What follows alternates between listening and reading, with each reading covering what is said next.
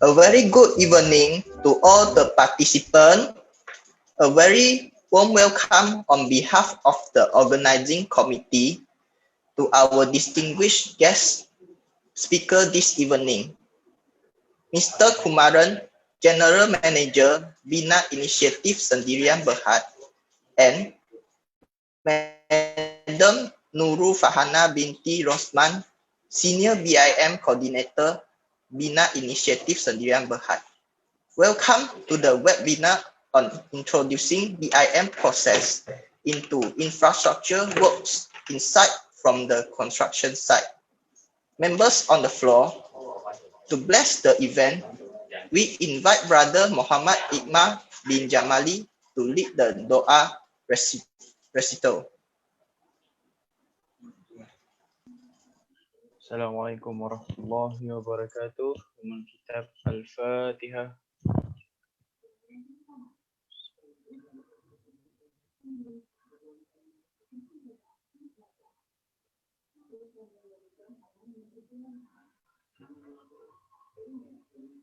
Amin amin. Bismillahirrahmanirrahim. Alhamdulillahirabbil alamin.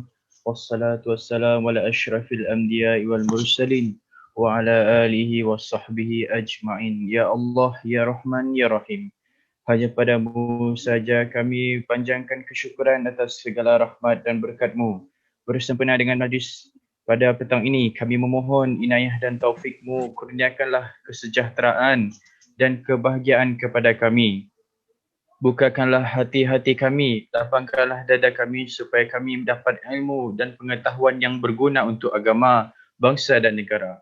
Kami memohon agar Engkau berkatilah program Construction Industry Week at Fakulti Teknologi Kejuruteraan tahun 2020 ini dengan limpahan rahmat-Mu sepanjang ianya berlangsung. Semoga segala usaha kami dalam menjayakan program ini mendapat keridaan dan hidayah-Mu. Ya Allah, ya Rahman, ya Rahim, Engkau hindarilah diri kami dari COVID-19 yang berbahaya dan wabak yang mengancam nyawa.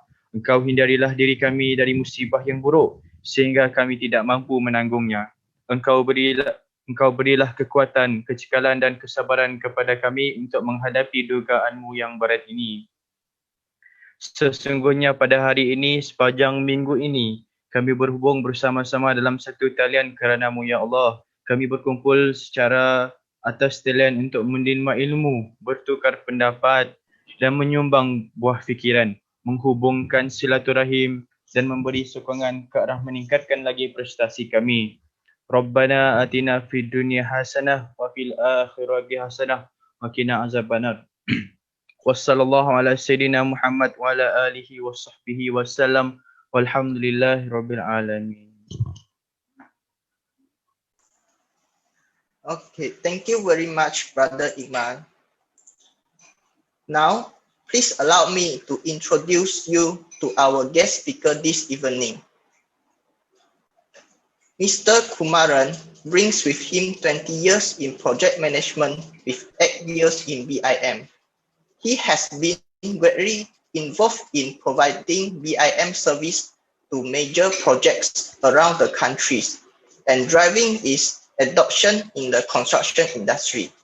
As the General Manager for Bina Initiative, the company's focus has been provided end-to-end solution covering all stages of a construction project life cycle. The company's experience in BIM has helped transform large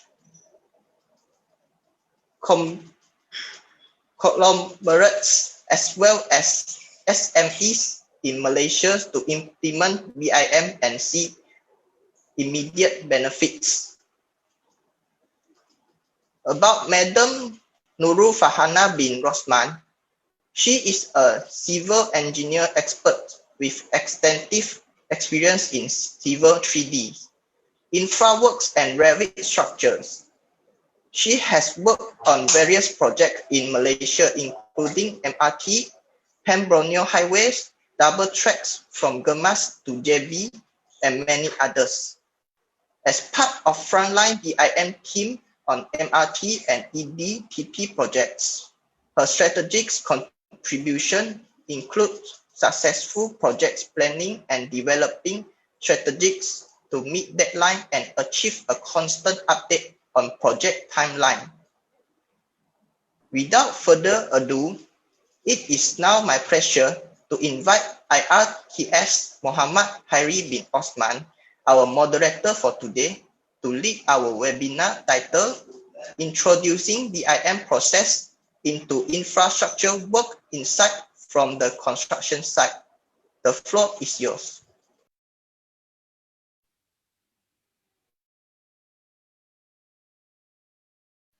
Okay, thank you, MC. Yeah, Assalamualaikum and very good afternoon. I'd like to say thank you for editing today webinar. Okay, my name is Mohamad Hairi bin Osman. I am an industrial fellow at Faculty of Engineering Technology UTHM for this slot, and I'm glad to welcome to our distinguished speaker, Mr. Mohamad and Madam Nurul Farhana Binti Rozman. Okay, these two speakers will provide BIM process into infrastructure work inside from the construction site. Okay, before we start, the audience and the student can talk with us during the presentation. Okay, if the presentation, just write them to the chat room, or you can wait until Q&A session. Okay. And we offer answer at the end of the session, and we answer all your questions. Okay, we'll send you all the attendance link at the end of program. Okay, without further like NB Kemarin, General Manager Initiative, we have to give this presentation. Thank you, Mohamad Hairi. Hope everybody is doing good today. Okay, so let me just share my screen.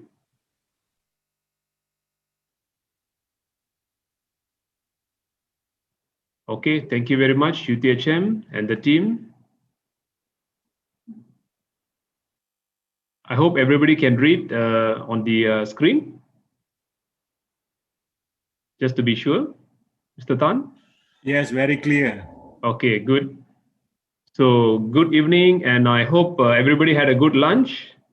So I think before my colleague Nurul starts the session at 2 p.m., I wanted to give a high-level overview of why BIM and what is BIM all about. So at least everyone that attending today will have a complete picture of why the student needs to look at this, why the industry is looking at this.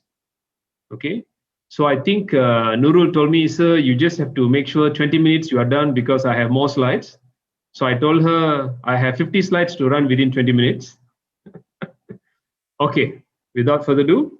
So thank you very much. And this is Construction Industry Week, FTK 2020, Building Information Modeling. So I think everyone can read these kind of drawings. Most of the time as an engineer, they have to read these drawings with further details where from the slide, it may be difficult. Further to that, you may be also looking at structural drawing, 2D drawings as layout. And to make things more complicated, they will further include mechanical, electrical, and plumbing. So the moment you show these kind of drawings, especially after lunch, I don't think so anybody will have that energy and eyesight to look at all these drawings, right? So imagine if you are bringing these drawings to the construction site. So all the thinking will be done. So how am I supposed to construct this, and how complicated is the buildings could be? And finally, you see someone constructed things like this. Okay, and you realize this was done just because someone have cloud on the drawing and they used to construct it in the same way, okay, or the same manner. So all of this, to make it further to infrastructure project, you realize that when the bridge is constructed, there's disconnection of communications or even coordination. So to make things easy, everybody looks at it in a different way. And project engineer, the designer, the implementer, the project manager, the project directors, everyone will be looking at different areas and describe the way that they want to build or construct this particular building or infrastructure. So when come to that, everybody have to look at one single view. Instead of having multiple information, let's look at single, centralized, one single information. So in order to do that, I would like to introduce why do people look at BIM in the first place? Because most of the time, yes, as the industry, everybody looks at, yeah, BIM is needed, but nobody really know, okay, why BIM is really needed for the industry. So number one, there's only three key here to make things easy and simple. Over 60% of major capital programs fail to meet cost and schedule targets. Most of the time, we can see project circuit, project delay. Okay, so these are the things commonly happen, not only in Malaysia, around the globe. Number two, 30% of construction cost is rework. Every single project, the construction, there are changes on site, there are reworks on site. You may need to do some hacking, you may need to do some rebuild. Okay, so that is 30% of construction cost increase. And 55% of maintenance remains reactive. What is the meaning reactive? When the light bulb burn, then you change. When the pipe burst, then you change. There's no preventive maintenance here. Why? Because you are not able to anticipate the maintenance part. So these are the three key major impact why BIM is needed. Okay, so before we run more slides, let me just run one video, my favorite video, so that everybody can enjoy first before looking at what is BIM all about. Is it okay now?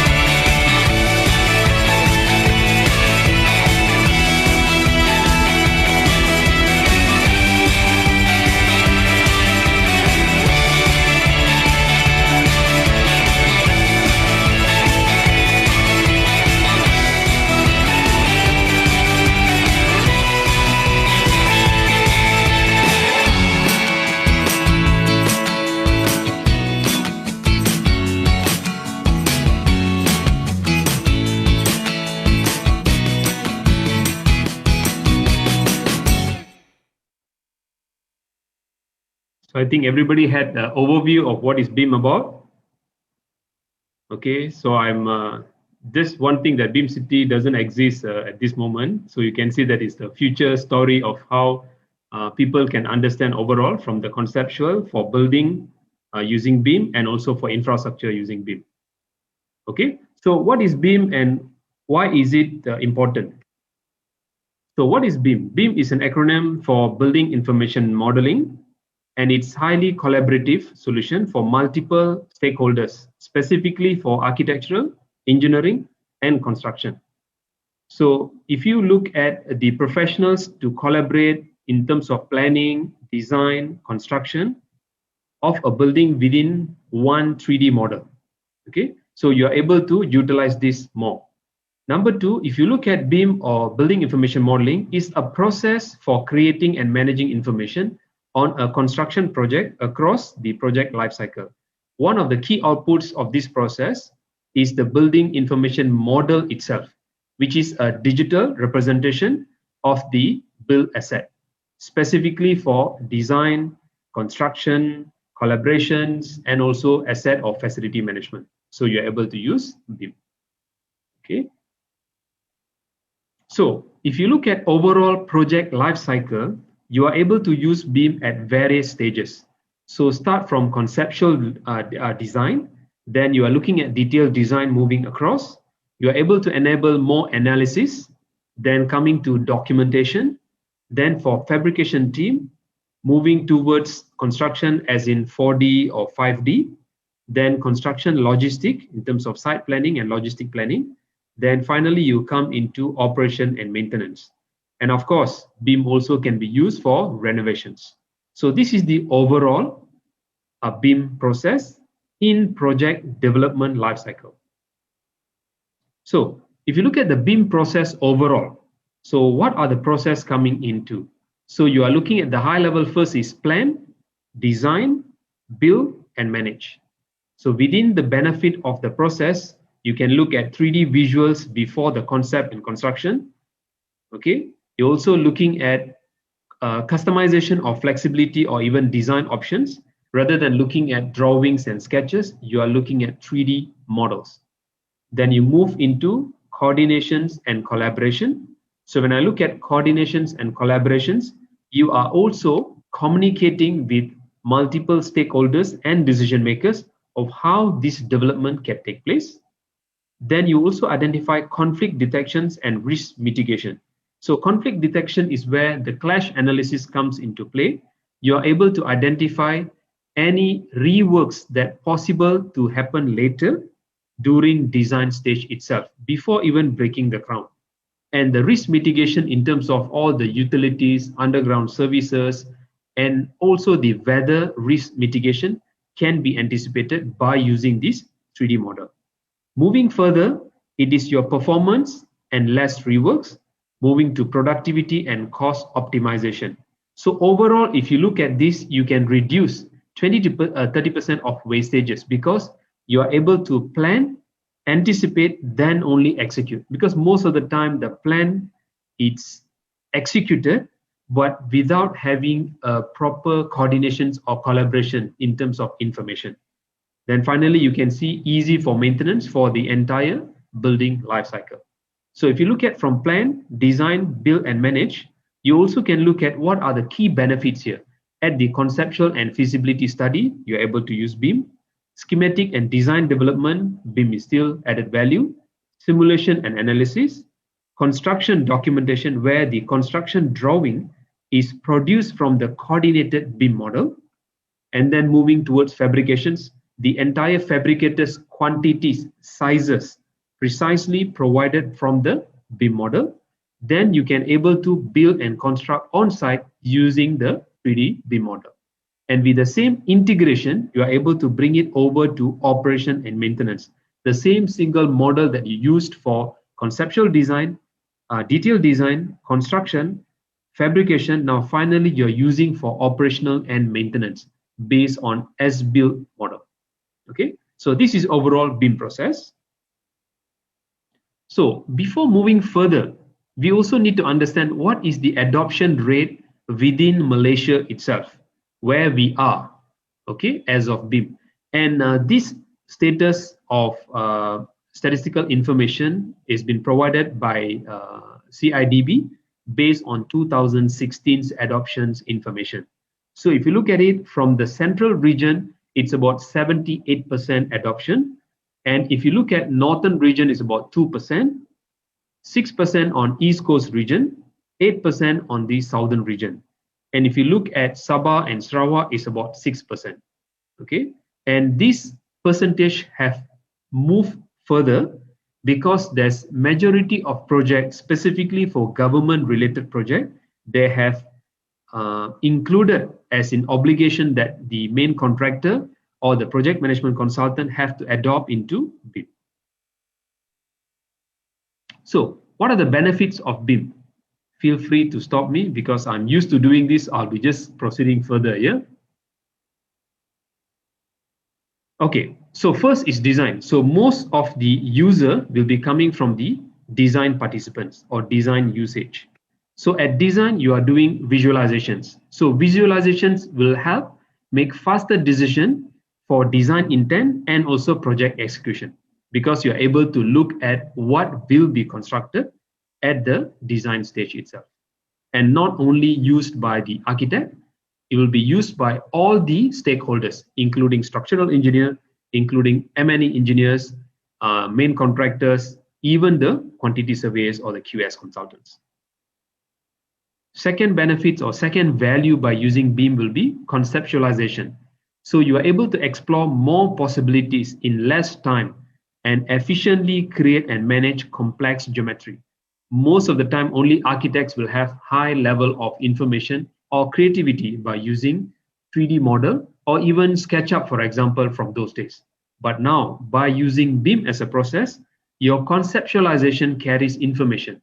So you're able to look at different possibilities in terms of shape, in terms of design, in terms of quantity, GFA calculation. You're able to do that more by using BIM as the process. Then, of course, you are looking at clash-free design. Most of the time people say, oh, this is contractor. Let contractor struggle this on site. But if you realize, if you are able to make clash-free design, you save a lot of time in terms of clash resolution or even variation order, which will increase time and cost during construction. Okay, so you are able to manage, coordinate the process fully from design all the way up to construction. So this clash-free design, it is done at two stages, during design stage and during construction stage. So which is participated in design coordination meeting and construction coordination meeting. So that's on design. Moving next is procurement. So during procurement, so people will be looking at, so procurement, we do need BIM? Yes.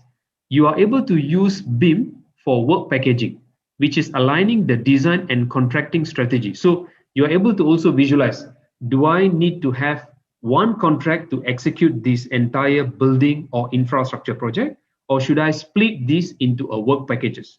For example, if you look at MRT line 2, there's multiple contractors has been assigned by different chainages, some into the station, some into the viaduct, some into the work packages by chainages. And if you look at building contractor, some can be awarded as substructure work, superstructure work. So this work packaging decided based on a BIM model, which will give a full visibility to all the stakeholders to execute the contracting strategy. Okay. And further is quantification. So most of the time when I show this, then the QS will be thinking, looks like my job going to be at stake. Actually, no.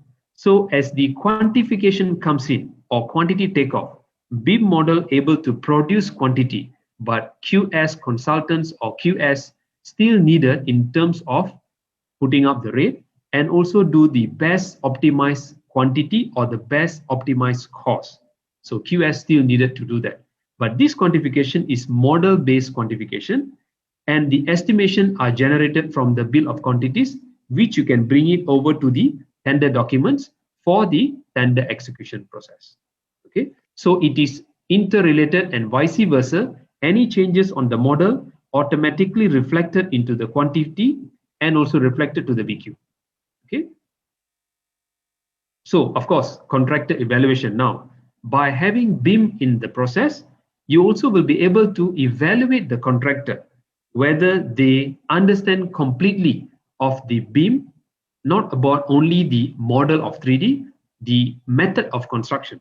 So most of the time, contractor will come in and say, yeah, this is 12 months or 14 months, we can complete. But how do you do it? They just copy and paste in terms of method statement.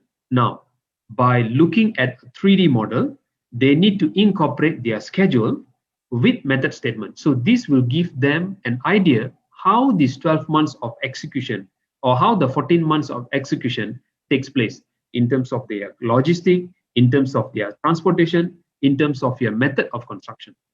Okay, so this will give a full visibility.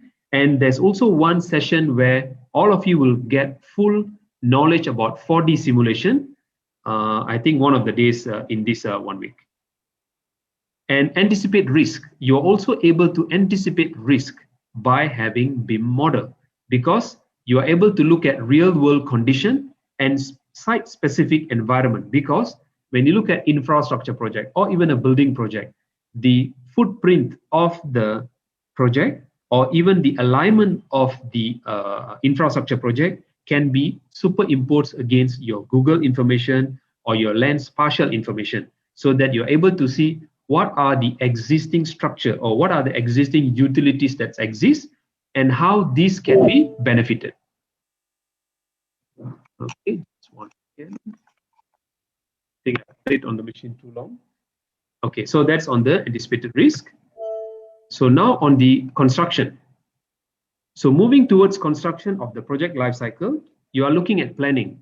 Like what I was mentioning just now, you or the main contractors or the turnkey contractors have to look at how the construction should take place, how the design has come in and how they're going to complete within that 12 months or 14 months.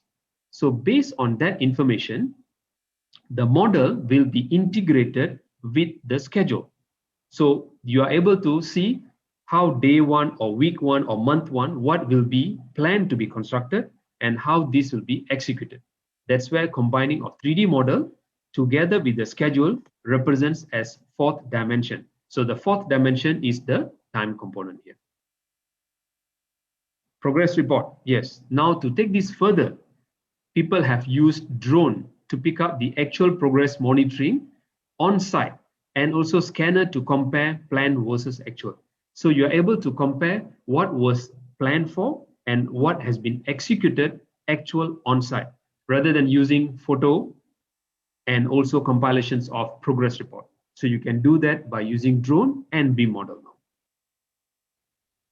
And request for information and change management. By having all this information, you also need to manage information where you link and track all the requests for information directly to the model for error-free change management and up-to-date information for all parties. So this way, communication and also coordinations on site makes things easier and automated. And of course, document management. When we look at BIM, there's plenty of information available now. So there's multiple versions of drawings, then you have sketch, then you have RFI, and all of this information has to be managed. So you also can use BIM 360 as one of the example tools.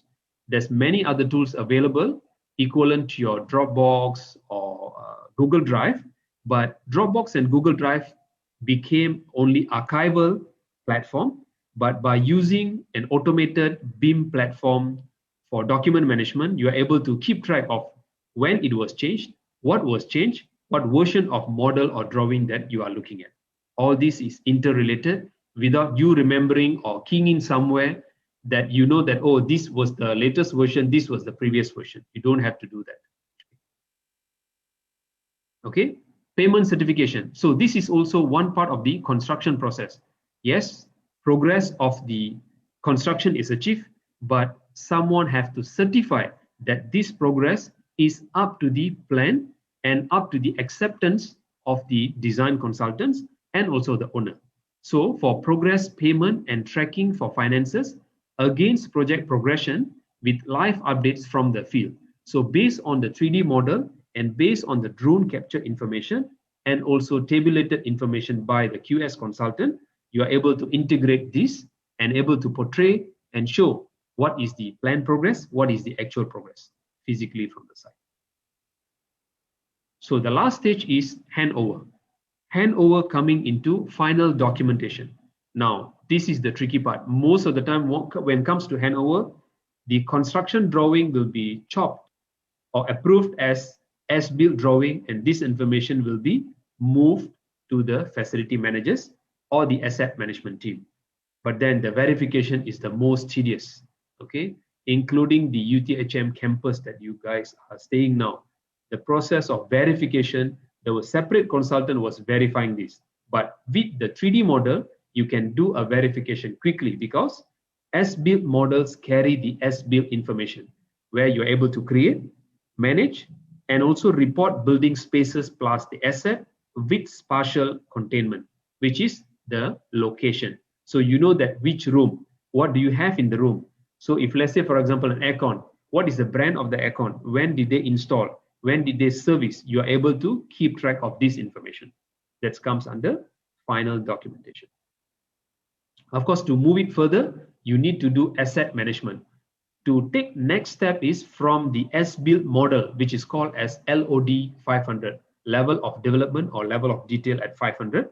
You can also do asset tagging and asset management, where informed decision support from the capital planning throughout the proactive asset maintenance, enabling you to mitigate in terms of risk, increase operational efficiency, including the operational cost, plus ensure regulatory compliance are also met. And the last stage will be facility management. So all of this asset has to be maintained and managed. So it helps team to organize and improve their space, occupancy, assets, moves, maintenance, and also leases of property management completely.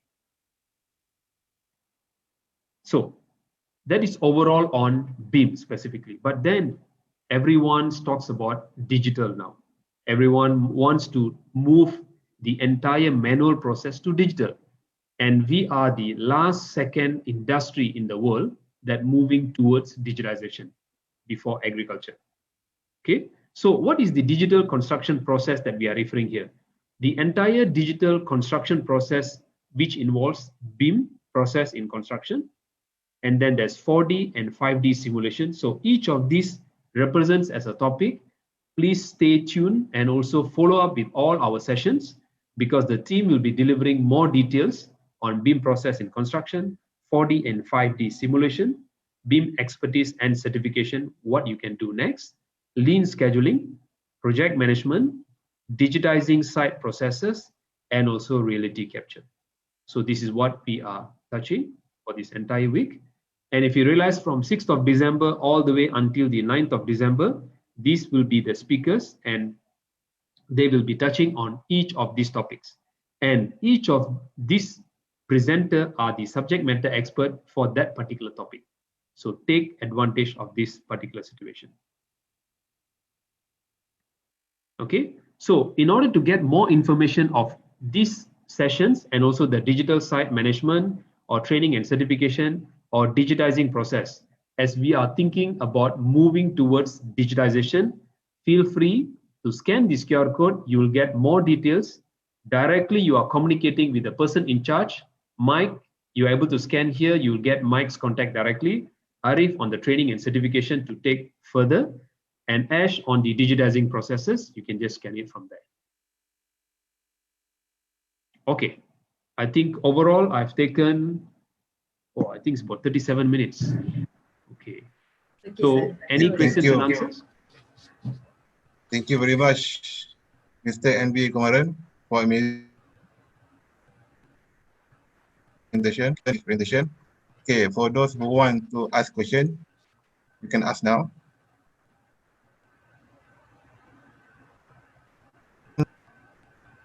Mr. Kumaran, what is the best references or book to study? Can you hear me, Mr. Kumaran? Yes, Ken.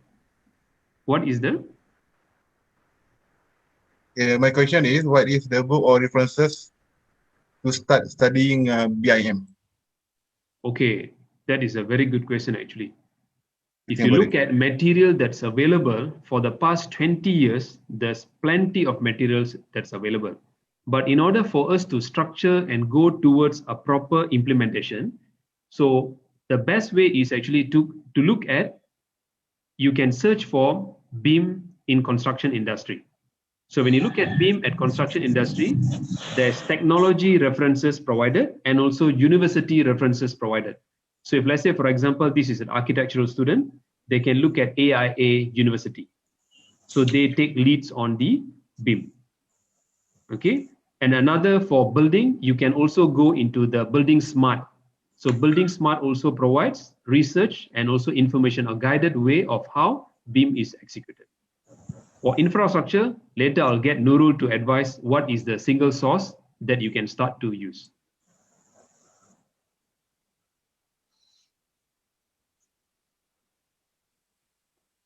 Mr. Kumaran, we have one question here in the chat room from Dr. Andre.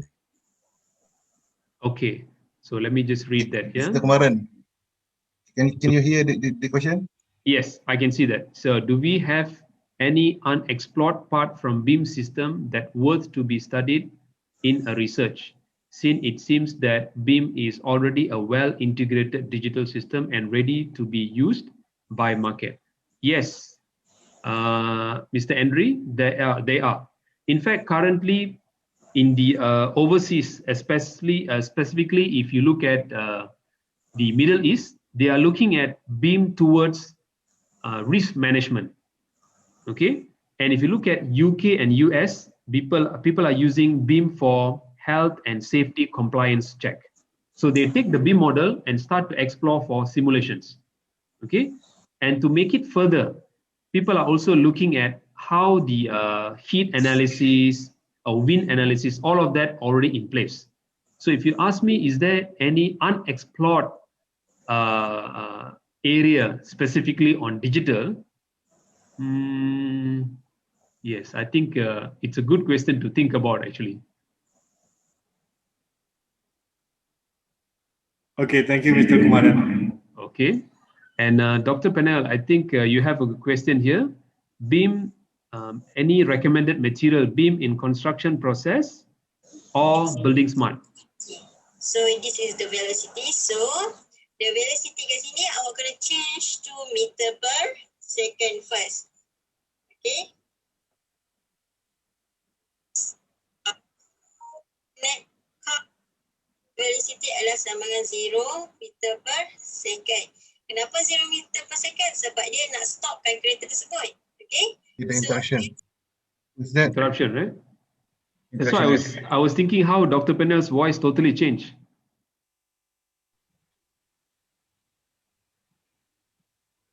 So let me answer to the question. I think doctor was asking about which material, right? Recommended material. Actually, if you look at BIM in construction process, each developers or the principles of solution, they have come up with implementation roadmaps.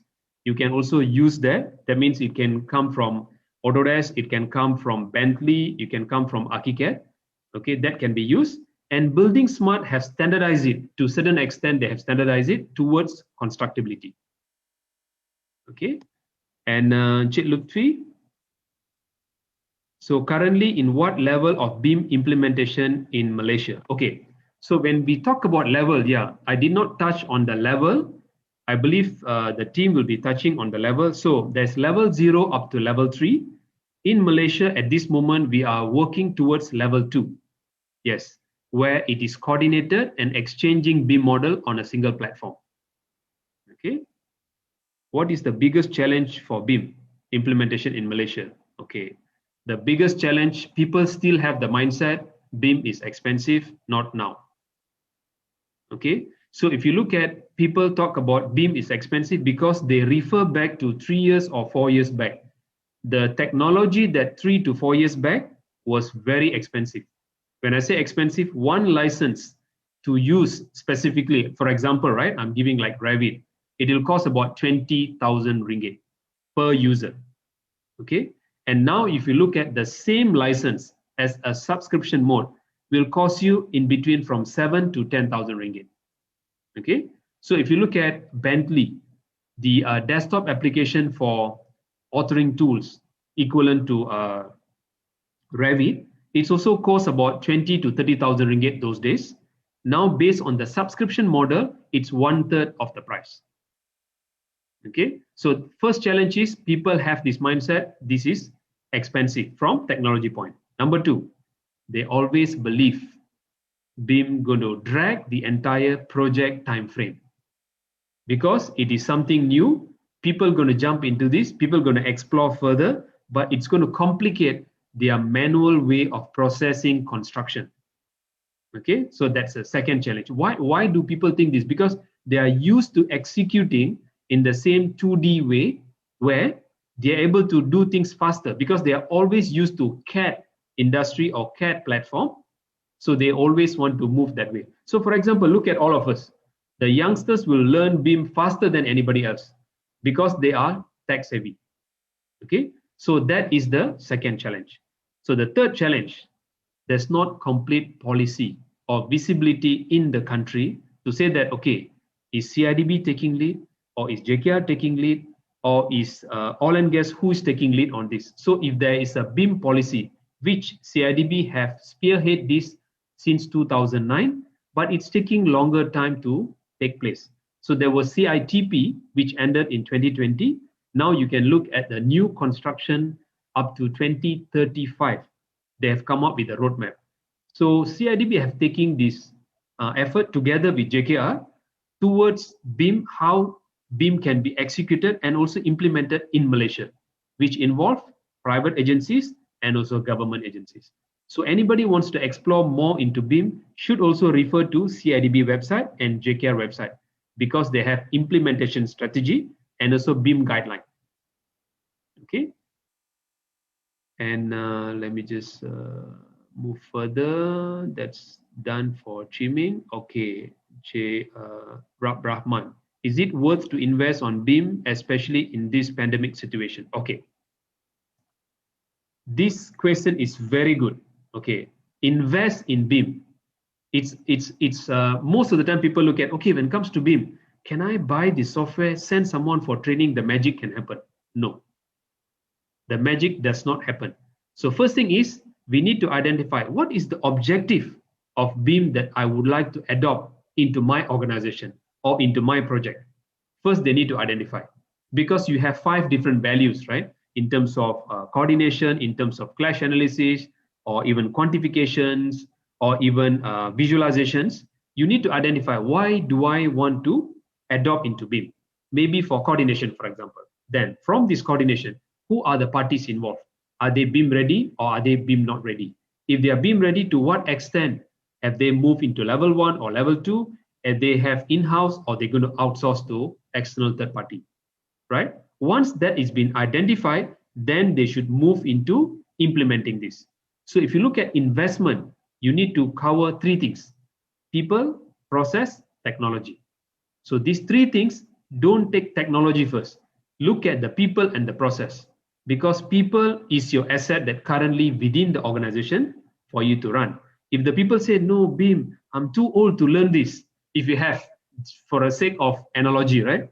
50 years and above, they are the majority of your staff strength or asset in your organization. So they will be telling, no, I think BIM is difficult. I can plan from here and execute, right? So this is the common thing. So is it worth to invest during pandemic? Yes, but you must take into stages, where you look at, first is training and enhancing your current workforce towards BIM, and then you move into analyzing the process. What are the process already in place and how you can automate or also enhance the process. And final bit will be the technology piece, that you can wait for the pandemic to be over, or you can also look at subscription based on the monthly, quarterly, or even yearly. Okay, so I hope you have that answer, Chairman. Next is Dr. Panel, you are looking at, please feel free to drop questions. Okay, oh, I'm just reading back, yeah. Yes, exactly. And Cik Siti, is there any weakness in BIM technology, especially? Is there any weakness? Is there any weakness in BIM technology, especially in city? Yes. In fact, yes. In terms of weakness, I would say the design proprietary or the design liabilities. Why even the first place, 11 years back or 15 years back, people do not want to move into BIM because the IP. Okay, the IP. So they always think that, okay, if I design, my design can be copied and reproduced by someone else, right? But if you look at it, information is available everywhere. technology have given this to be shared, but this can always be proprietary stake or proprietary information where the owner of this information is always being documented. So when you start any project, we need to specify the ownership of this data, the ownership of this design, okay, has to be put in place. So this is one weakness in terms of security of exchanging models comes into play when you're on a single platform.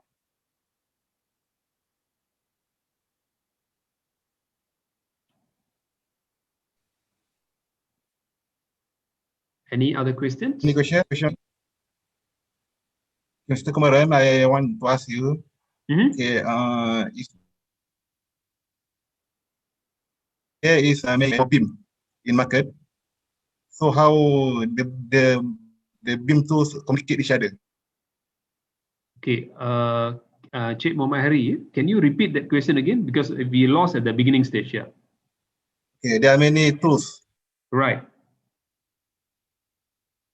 For okay, how we communicate, how the BIM tools communicate each other. Okay, so this is the beauty of industry now. After 15 years of advancement in the BIM process, they have realized without having integrated platform, no way BIM can expand.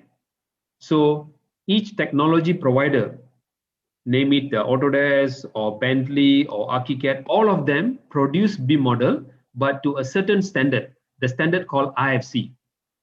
Okay, so everyone, the players can use the IFC model to exchange information from one platform to another platform. This is through IFC. And even you don't have IFC, each of the technology provider already have iCloud or they call it iPlatform in order to exchange this information. For example, Bentley will call it iPlatform, and then Autodesk will go towards the 360 platform in order to exchange this. But commonly, you can use IFC version of the model. Okay, I see there's another question from Chelutfi. Is there any difference on several BIM software in the market? Yes. If I can flesh out the number of software that exists in the market, there's more than 100 over softwares around the globe.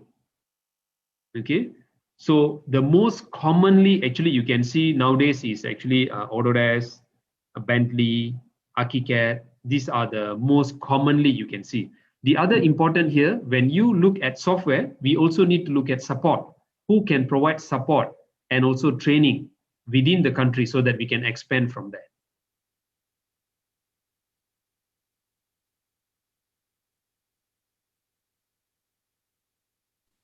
Mr. Kumaran, thank you for your answer.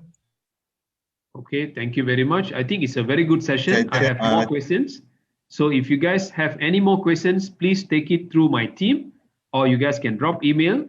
I can definitely come back to you guys. Yeah, I think we will proceed for the next presentation. Yes. Okay, Mr. Kumaran, thank you for your presentation.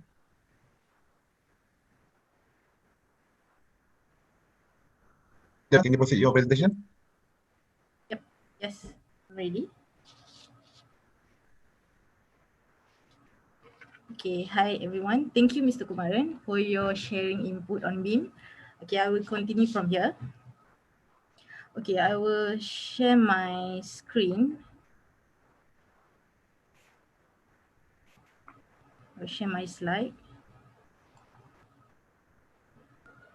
Okay, today I would like to share with you guys the BIM process specifically for infrastructure works inside from the construction side. Okay, so just now Mr. Kumaran's already explained to us, sharing to us the input what BIM is, but now I will elaborate more specifically for infrastructure.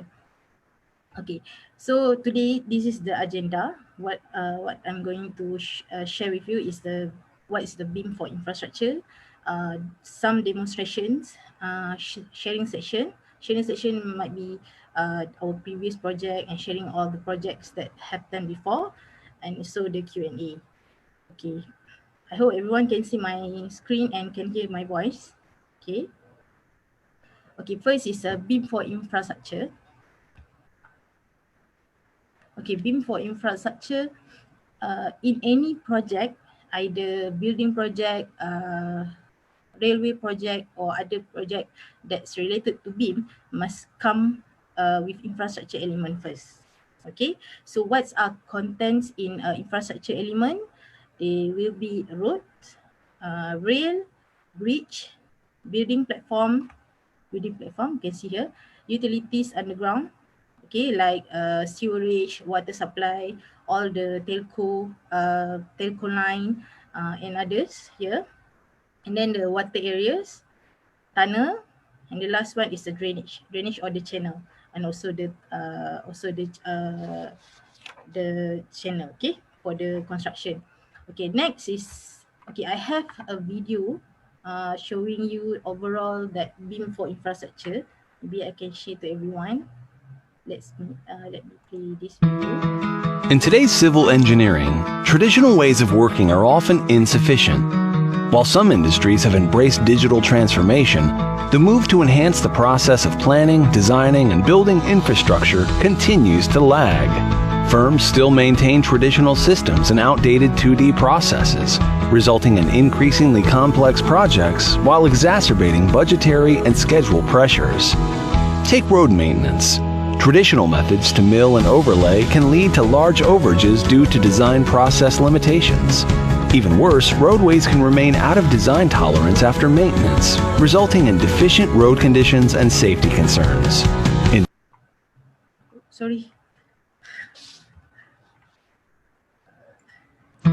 Complex projects, while exacerbating budgetary and schedule pressures.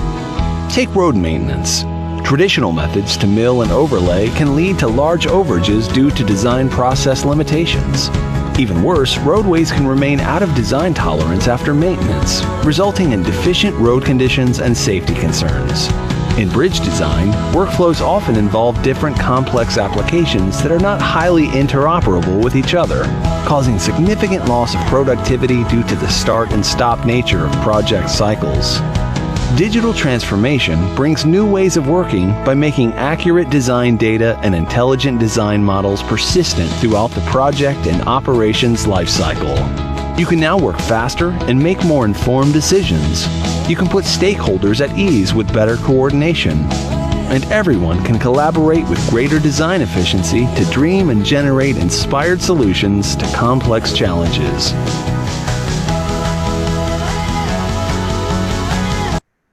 Okay, now we're going through to the infrastructure 3D BIM model benefits. Okay, I just want to share a quick benefits that what you can have by having a 3D model, by creating a 3D model from the design informations. So first is allowing more creative room. Okay, let's say task is getting easier nowadays. Okay, since the technology advance now is, the technology is more advanced, like kids in 2 years old already know how to operate their handphone. So that's how this technology advanced in our life. So it also makes it easier to visualize whatever ideas that we have. Okay. Okay, number 2 is easily shareable design. Okay, with the 3D model, it make easier to share the design remotely and let immediate feedback. So let's say if we have any issue on our design, we just send the RFI by using our 3D model. We can detect earlier rather than we bring in the construction site. Then during the construction, then we define is they have a clash. So there's no other way, instead of you have to hack the site, the construction. Okay. Okay, and then number 3 is identifying problem earlier. Okay, like I just said just now, with the potential is of the 3D model, you have more time to play around with your design and you can experiment it. and then you are able to identify the potential problem before construct site. Okay. Okay, number 4 is making greater team collaboration possible. Like if you have more than one discipline, let's say if let's say a building construction, okay, they have architecture, they have M&E, they have a structure. So how they want to collaborate by using a single platform, which is a 3D model, you can collaborate and coordinate that information easily. Okay, and then number 5 is experiencing the project before it's built. Okay, by using the visualization that you already have the visualization, you can see around with the design. Even architect also will not crack their head to think how they want to design this, how to design this, if it's in 2D. So the imagination, it's clear with the 3D model. Okay, so that's the 5 item, but 5 benefit that you can see from the 3D model. Okay, then I will go straight to the demonstration. I will do some demonstration specifically for infra. Okay, here the scenario. I just create one scenario for the project summary. Okay, the project owner, I just put in one name, ABC Public Works Department. And then the objective for this project to propose a new bridge and upgrading an existing road for industrial area. Okay, if you look at here, actually this is the area that we're going to create the 3D model by having all this information. Okay, we will recommend the best platform level for building at industrial area. Okay, and then they have we going to propose a new design for utilities underground and do some clash analysis to because currently they have a area that already abandoned for quite some time, so they have a lot of existing utilities underground. So we have to create a new one for our new development, and we have to do some clash analysis to make sure there is no obstruction for our new line. Okay. Okay, so for the project deliverable, we're going to have a bridge and road 3D model. Okay, we will have the grading for proposed new level and plus with the cut and fill area and the volume. Okay, and last one is a new design for pipeline and the clash detections. And okay, for the workflow, in the project planning, what we're going to do in the project planning, normally we will define the project extent. Okay, how long is it going to take, and how many persons will involve in this project. Okay, and then second one is establish the analyze existing conditions. So before we start, we have to see what are the possibility of the site, or maybe there's a existing route that we can propose the new route, continue from the existing, or others in the existing condition. Okay, so the number 3 is a create and analyze multiple conceptual design option. Okay, in InfraWorks, okay, they have one tools in BIM for infrastructure process. They have one tool called InfraWorks that allow you to create the multiple option for the design. So you don't need to create one and then you present. After that, your boss, your client, your client said, do they want to make some changes, or give another option? So you already have the options. Okay, so you can have more than one design. Okay, number 4 is select the best conceptual design and to move into the preliminary design. Okay, once the client said, okay, this is the design that I want. This is the design I decide I want to choose this design. So we just bring this planning information, go to the another software or another tools to create the preliminary design. Okay, in preliminary design, we're going to, specifically for this project, we're going to design a bridge and upgrade the road within the ROW, is a right of way. Okay, and then we're going to design a proposed new line for utilities underground by identifying the existing. And then we propose the best level of building platform. for balancing the cut and fill, we're going to run the before you go into the detail design, we will propose one level. Okay. In detail design, we're going to design a cross section of the road bridge from preliminary model. Okay, for preliminary model just now, we will bring it into one more tools called as a Civil 3D to create the detail design. Okay, you will have the in design, you will have the cross sections with the volume. Okay, so the number 2, you can run the clash analysis for existing and proposed utilities underground. Okay, we can have that for the new line and perform cut and fill. Okay, so you want me to okay.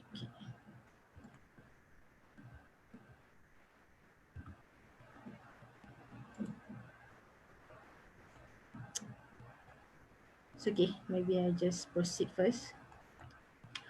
Okay, and then the final output what we can have from this 3D model is a detailed design for infrastructure elements and cut and fill volume. The proposed utilities will be clear from clashes. So that means our proposed new line for the utilities underground will be clear from clash. And then the proposed level for new site with balance cut and fill. So you can have function in Civil 3D to balance the cut and fill volume. Okay. Okay, now we go straight to the live demonstration. Okay, I will open in Autodesk InfraWorks. InfraWorks is a tool for creating preliminary design. I hope everyone can see my screen. Is it okay? You can see the InfraWorks? Or you still at slide? Okay. So this is InfraWorks. Okay, in InfraWorks actually you can create the prelims model. So you can rotate, you can zoom in, zoom out. Sorry, Madam Farhana, I just see your slide. Slide. Live demo, your drawing. You do show your drawing? Yeah, I'm sharing infrastructure. You have to okay. Okay, now can see? On the screen. Now can see the No, still cannot see. Still cannot see. Yes, now can already. Okay, now I can see. Can okay. This is InfraWorks. I repeat again. So this is InfraWorks. In this InfraWorks, you can edit all the elements that you want to create as a prelim design, during the prelim design. Okay, here they have an area that we have to develop here. This is the area that we're going to develop by having by creating the proposed level, recommend the best proposed level. And then here they have a one road that not creating the bridge yet. And then they have existing road to create to upgrade to be the main road. Okay, so first I will do the bridge design here. Okay, this is the design road. They have two difference of design routes and standard routes, because if it's like this, if I select these standard routes don't have any information for profile or longitudinal graph to show the level for the alignment. But for this for design road, we can have the alignment, and even you select this road, you can have the chainage. So you can see there are chainage for each 25 meter. Sorry, this is for yes, 25 meter. But they showing the major chainage is for each 50 meter. Okay. So now if you like to see the profile, you just right click the roads and show a profile view. Okay, here you can have the profile view. In this profile view, you can change the level. Example, I will change the last chainage point. So the chainage is at 700 meter, and then the EL is stand for elevation. So I'm changing the value to 5 meter. So it's going to regenerate. So because of the regenerating times will take sometimes, so that's why I minimize the scope that I want to show in InfraWorks. Okay, so I close the the profile view. Now I want to create a bridge. Okay, here this icon is for editable item, view and manage, or anything that you want to create in this model.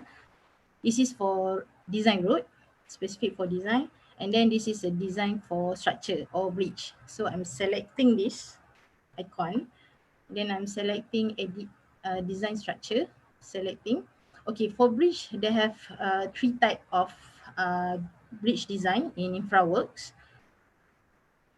First is parametric bridge, legacy steel plate bridge, and also the tunnel. Okay, in this case, in this current case, I'm using the steel plate bridge. Okay, I'm selecting this function, and then I select somewhere. I just select, and they will ask what are the start station, what are the start change that you want to create the bridge. So let's say I have my own start change, which is 200. So I type 200. Okay, and then I'll drag this features to the start station is 200. Maybe I just click first. It's loading, it's regenerate everything. So if you using this InfraWorks, please don't use the biggest or huge site, because if using the huge site, it will regenerate all the elements inside the infrastructure InfraWorks. So it will be slow your workstation. Okay, in this case, I want to change the value for end station. Just now I just put in the start station, start change. Now I want to set the end change is 550 meter. Just select. Okay, once I enter, they're reloading again. Okay, so I just rotate. Now we have bridge. Okay, I hope everyone can see. And my view is okay. Okay, so in this for this bridge, let's say I want to do some changes or some editable. Let's say I want to change the piers. Okay, the piers for the bridge. Bring this. Okay. How to minimize this view? I can. Okay. So the bridge, I'm selecting the piers. Okay. So this is the properties of the elements that are in InfraWorks. Okay, so I'm selecting the piers. I want to change the type of piers. So I select enhance standard piers. Okay, so here they give you some libraries that you can choose the different type of piers. Okay, example, I want to choose a wall slope wall piers. Okay, I'm selecting this. Okay, they will regenerate again. Okay, now they change the piers type. Okay. Okay, this bridge, you only have about, I think 1, 2, 3, 4, like 6 piers. But if you have 1,000 or more, you can just right click these piers and just apply to all piers.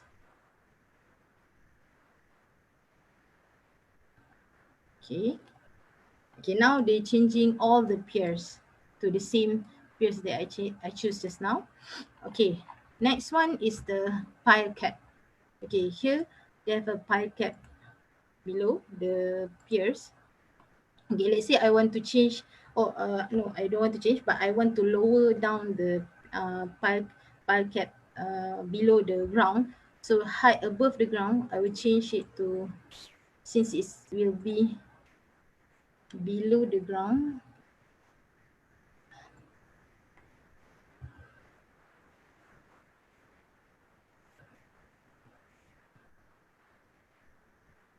oh, it's still reloading. Okay, select this again, and then I'm changing the value is negative 0.1.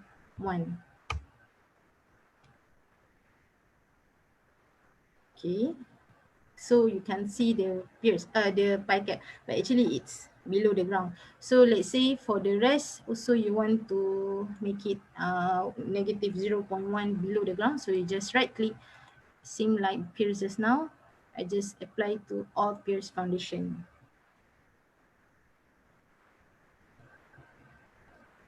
Okay, when you rotate, most of it supposed not, cannot be seen.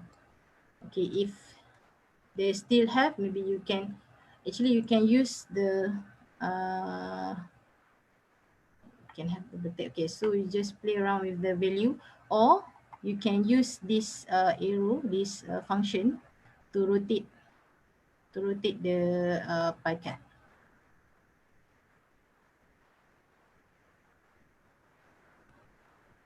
Okay, or maybe you just change the value 0.5.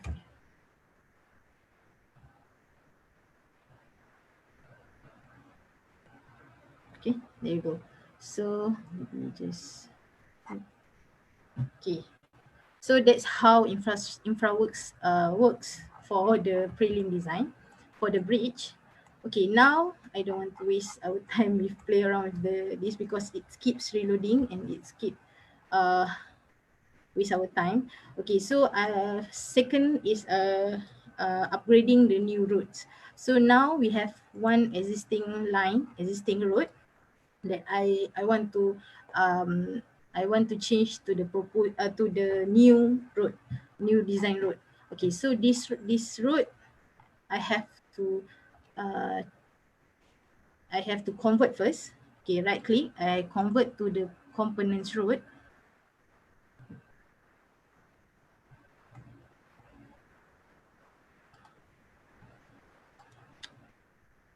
Convert to components road.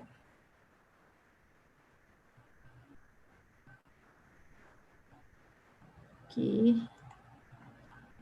This one still old one. Convert the components road.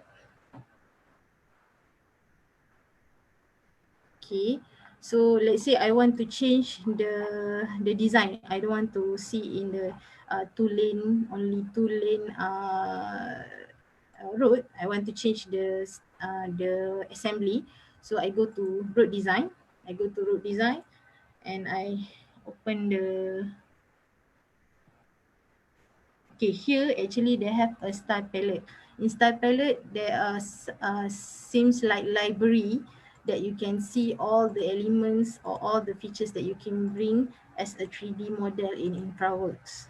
Okay, you can have bridge, everything. So now I want to change to the assembly. Okay, so I since you can just create from here, just right click, road assembly, replace assembly, and then I'm selecting I'm choosing a 4 lane divided with slope. Okay, I'm selecting this with slope grass median, select, and then, okay, where's the, okay, the zero chainage, we start from here. Okay, I select, I just drag this up to here and enter. They were upgrading the roads as per new assembly. Okay, now they change. Same goes to this road. I'm going to change the assembly starting from, I think the zero is here. Is a zero. Okay. the best thing for infraworks is the chainage is following us because it's in a civil 3D actually the chainage we have to find, but in infrawork it's following you wherever you bring the cursor go. So it's easier for me to know where's the zero, where's the location that you want to change. Okay. So now we already changed, we already upgrade the road. So I don't know how the traditional way do it, but in infrastructure it's just about I think 10 minutes. Okay, next one is this road. So I will upgrade. So I will convert first to the components road.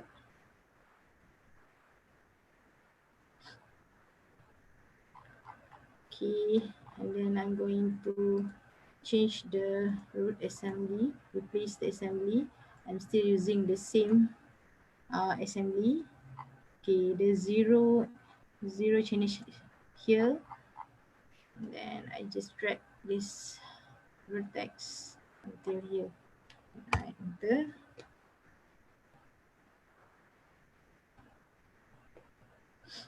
Okay, now we already have our new road. Okay, so here you also can change the value by using the profile view. Okay, in profile view, maybe you can edit the level here. Maybe I don't need the vertex. I just remove the point. Just remove all the points to make it's one level. Okay. As long as it's attached.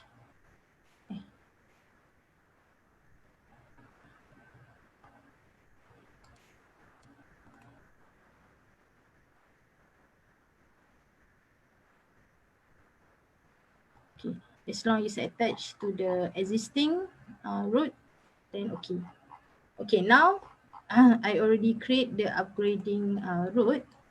So for the next step is we creating the new level for our development area. Okay, in this case, I have the information from the GIS data, which is I have the shape file, is a .shp file, information that we can bring in and from the planner, from the town planning or planning team to bring and import inside here. Okay, so I bring in the shape file in the data source. It's a okay in InfraWorks. Besides all the elements in this function, in these features, you also can bring the 3D model, the civil 3D, all the IMX file, Revit, even Revit. If you have the model, so you can bring in. And then the raster is the image. IFC, like Mr. Kumaran said just now, IFC is the most used in the construction site during the collaboration or integration file. And then SDF and SHP. Even SketchUp also you can bring it in. Okay, in this case, we have the GIS data in a SHP file. So I will import the SHP file, GIS data. Okay, first I will bring overall building platform, open. Okay, it's already inside the Civil 3D, but we have to configure because InfraWorks cannot recognize what are the item we bring in as a data sources. So we have to configure. So I configure the type. Let's say it's a coverage area. So I just put in coverage, selecting the coverage area. And then in the style, I choose the coverage which is grass with gravel border. Okay, I click OK and then close and refresh. When you close and refresh, you can have one area, coverage area for our development area. Okay, so we're going to create level for this area in a civil 3D. Okay, as of now, I just bring what other information that we have in the from the GIS. So next, I bring the another shape file. It's a site by zone. Okay, I still can configure it. I label it as a parcel. Changing the style, we are using a thick blue solid. Okay, and then you have to set grip, make sure it's attached to the surface, and close and refresh. Okay, as you close and refresh, you can have a full zone for this area. Okay, and last one, I will bring the road design road for this area. Is in SDF file, is also one of the GIS data. So SDF file is a proposed route. Open. Okay, so in InfraWorks, we still have to configure the proposed route. I just double click, changing to the, where's the route? Roads. Okay, and then the style, you have to make sure you change the style. If not, they just put in the default one. Okay, so let's say I'm using the sidewalk and green space. Okay, then I think just close and refresh.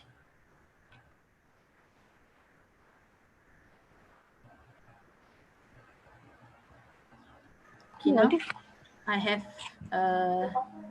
new routes for the new development area. Okay. Okay, so for this preliminary, I'm not going to do more because we have to go to another tools. Okay, I will bring this information, this prelim design to the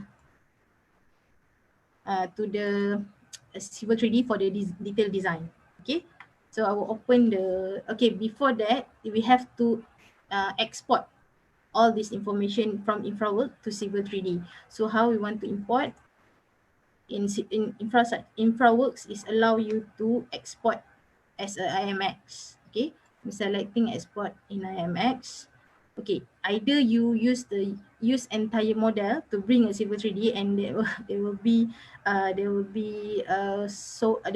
long time to regenerate in Civil 3D. So I'm using a polygon to select only this area to bring to Civil 3D. Okay, just do some polygon shape here. Okay, the InfraWorks is automatically define the X and Y value for our site. And then let's say I export to the any file here, just export. Okay, it will take some time to export, so let's just I'm go back to the PowerPoint, my PowerPoint.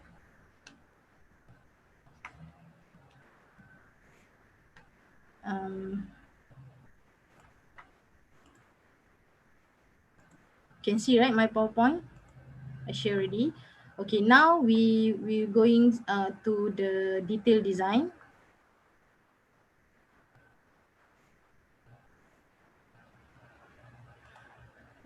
You go to detail design is Civil 3D. Your PowerPoint. Sekejap, okay. So now we using a Civil 3D pula for the detail design.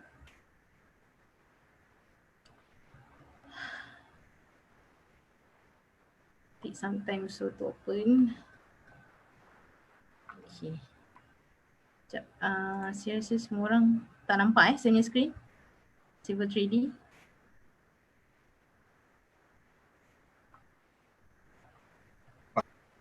Okay, sekarang nampak tak? Civil 3D.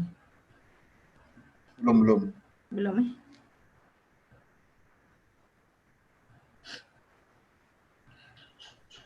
Okey, dah tengah loading. Loading. Okay. Internet saya. Okay. Dah ke? Dah semua boleh nampak ke? Dah boleh dah. Okay. So boleh nampak Okay, sekarang saya we going to open the IMX file. Okay, how to bring the information from InfraWorks just now. in the Civil 3D they have, this is the Civil 3D. In Civil 3D they have Autodesk infrawork tabs. Okay, this tab, inside this tab we have import area that you can allow you to import your IMX.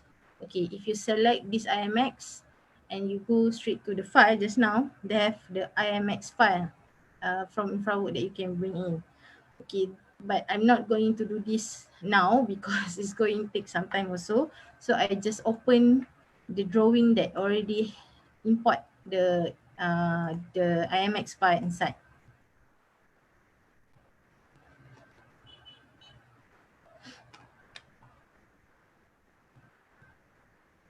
Okay, so this is the information from InfraWorks just now.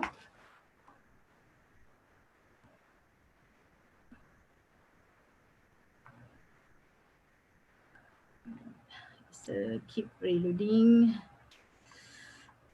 Hopefully.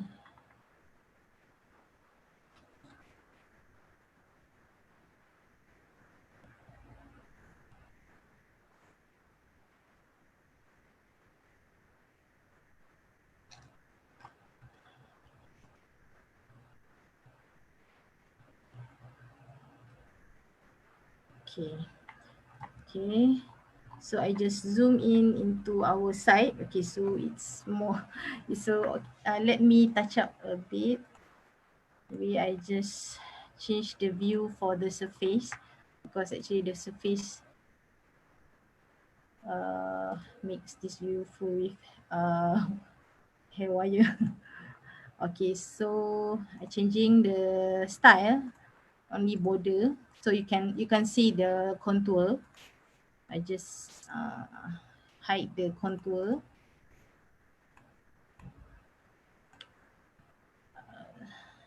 I think the same goes to this. This information is still there. The only thing they only show the boundary, the border for the surface. Okay, so here if you look at this Civil 3D, they have the bridge just now. They have bridge. They have proposed roads. Okay, so sorry because I can't run the roundabout just now inside this inside InfraWorks. It will take time. Okay, but here what I'm going to do is first is to create the detailed design for the road and bridge. But I'm not going to touch the road. I just come up with the volume for the bridge. Okay, how I'm going to do that is I'm creating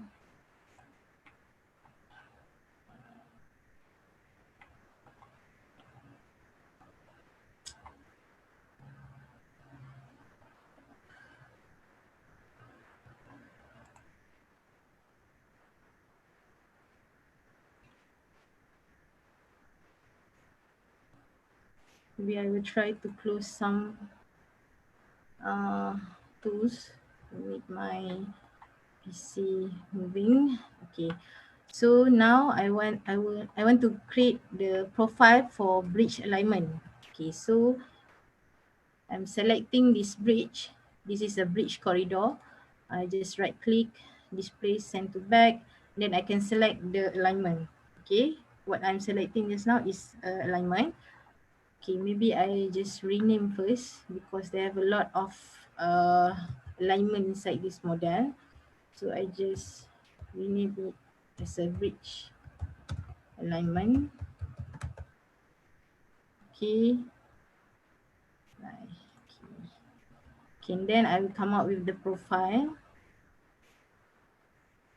for this alignment. Okay, make sure, see they have a lot of alignment. So we have bridge alignment, selecting, they already have the existing ground and proposed. So I just draw in profile view. Just you have to do some quick check. Okay, I just place this profile view somewhere here, and you can have the profile view for the bridge. Okay, so if you look at our bridge just now, this is area that on top of the ground, and then this is the river, and this is the ground. Okay, so now we want to come up with the quantity for the volume quantity for cut and fill at the 8 grid area. Okay.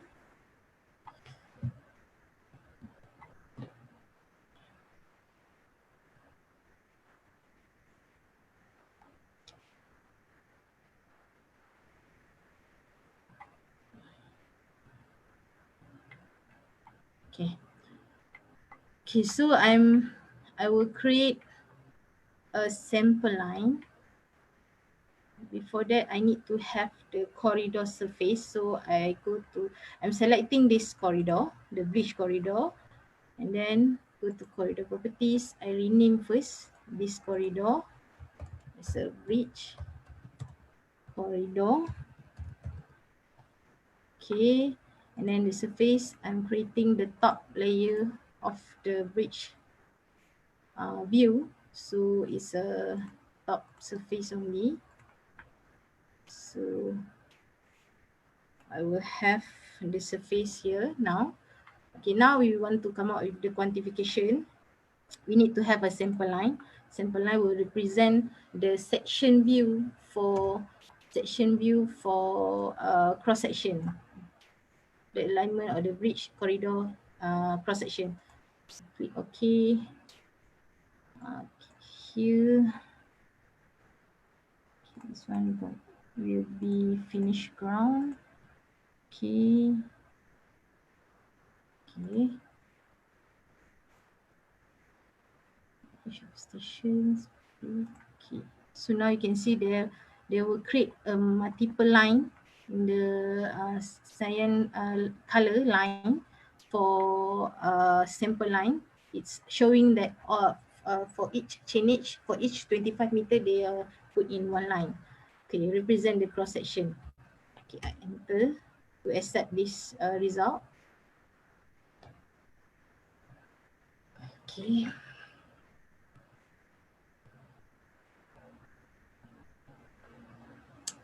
Please allow sometimes to regenerate the model. Okay.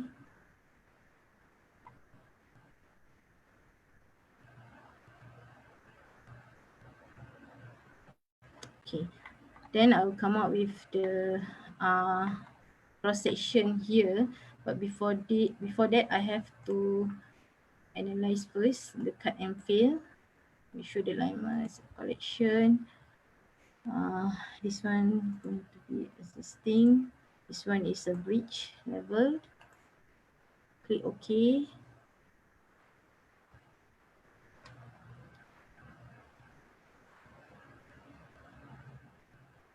Okay, since the grade area is only from 0 chainage, if you can see here, from 0 chainage to 200, if I'm not mistaken. If you want to see what are the input here, just go to the level, station elevation, just select 200 and the 200 for the station, and then the level here at the proposed level. So it will show us it's a 12 meter height. So okay, let me delete this. Okay, 12 meter height for chainage 200. Okay, now I'm creating the section view. Create a multiple section view. Okay, here I will just using in the Civil 3D, they will automatically set the start station to end station. But in my case now, I just only want to see from the cross-section view from 0 up to 200, 200 chainage for this.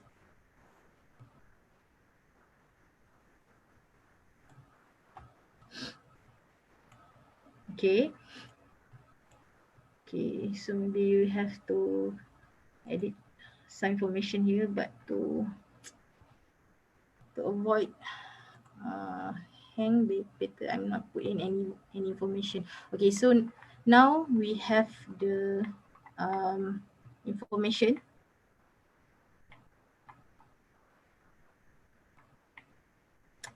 That's all 0.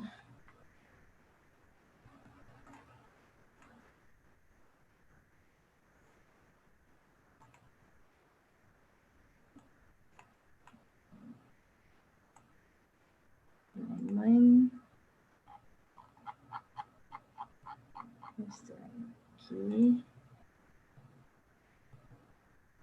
Like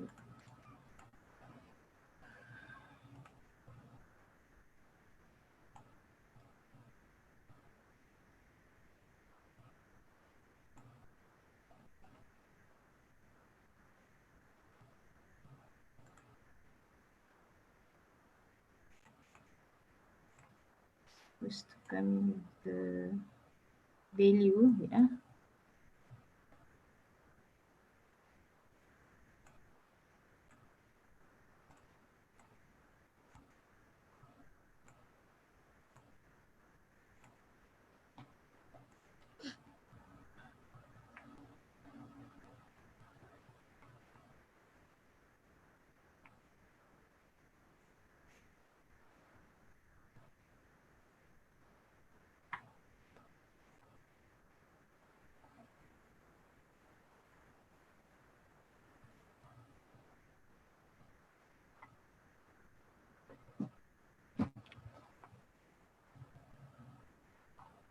Okay, still not loading. Maybe I try. Maybe I miss something here. Okay. 100.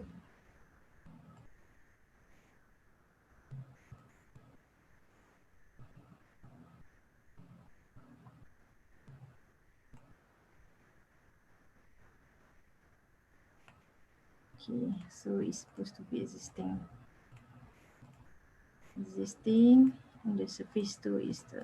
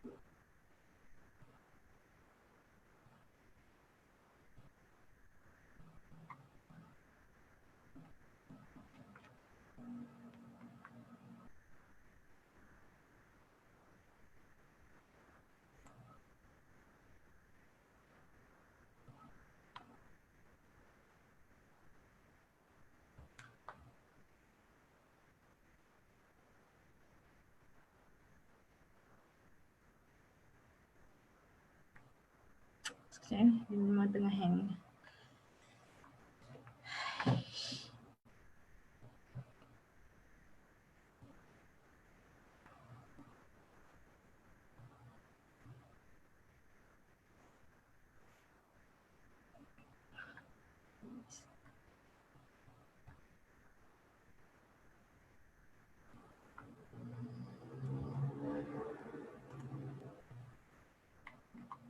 Okay, so now, okay, after so long, then they come up with the cut and fill area for the change 0, starting from change 0 to 200. Okay, what I want to show here, we will come up with the table that showing the total volume for this cut and fill. This one 1, 2, 3, 4, 5, 6, 7, 8, 9. So I just put in 9. Okay. Okay, now you can see here, they have a total volume table. Okay, now, okay, let's say I want to see net volume. Net volume for the cut and fill. Just add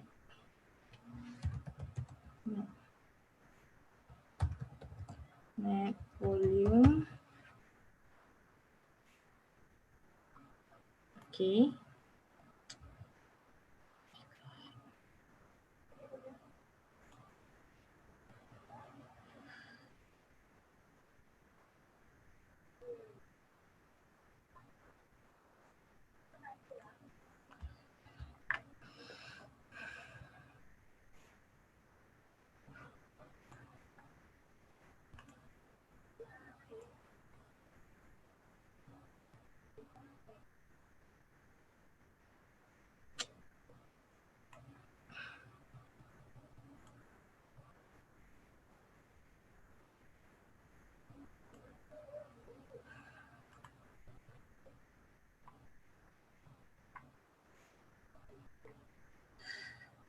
Okay, so I just put in the information, the net volume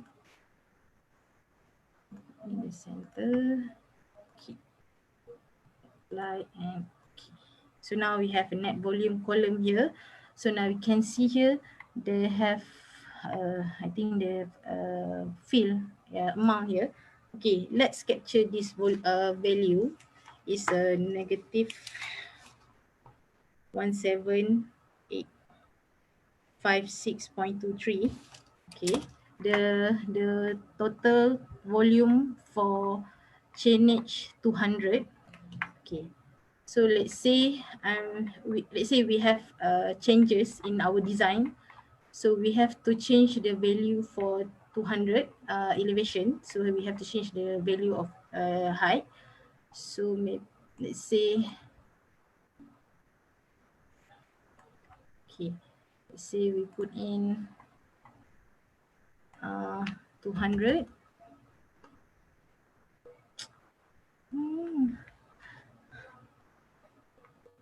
Macam kedua ni.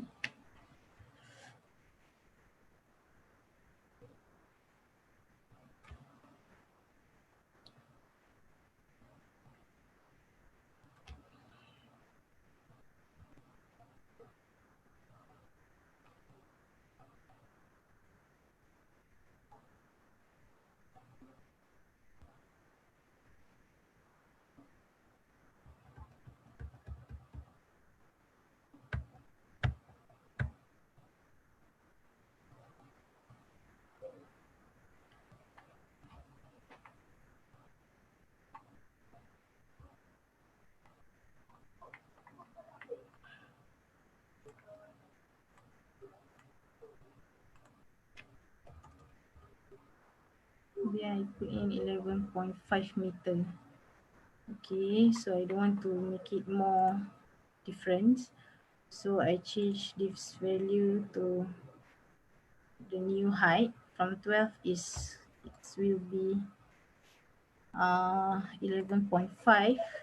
Okay, so the profile is going a bit lower, and then we have to refresh, not refresh, we have to rebuild the corridor. When it's showing the sign that mentioned they have changes in the corridor, any element that relates to the corridor also it can detect. Okay, so going to change the value. Okay, we go back to our volume table, see the value. Okay, so it changed to negative 16845. Just now is 17856. So that it's showing that how dynamic this Civil 3D, this design, when there's a changes, so everything is relates to that element will be changed. Okay, so I think it should have more, but I believe Civil 3D will not help.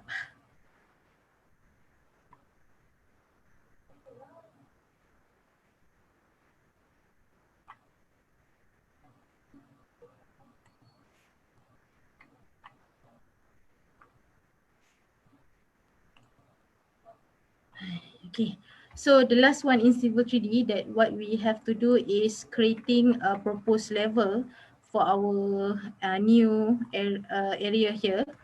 Okay, so this white line is showing the boundary for our proposed level. So for this, I'm creating a feature line that's showing our recommended level for this area. FL for building platform, assign elevation. Okay, for this I'm assign 5 meter. First, we propose a 5 meter height from the existing ground for this our feature, our proposed area. Okay, so I'm creating a grading creation tools, Set the grading group first. Is a building platform. Building platform. Okay. Automatic create the surface. This last one.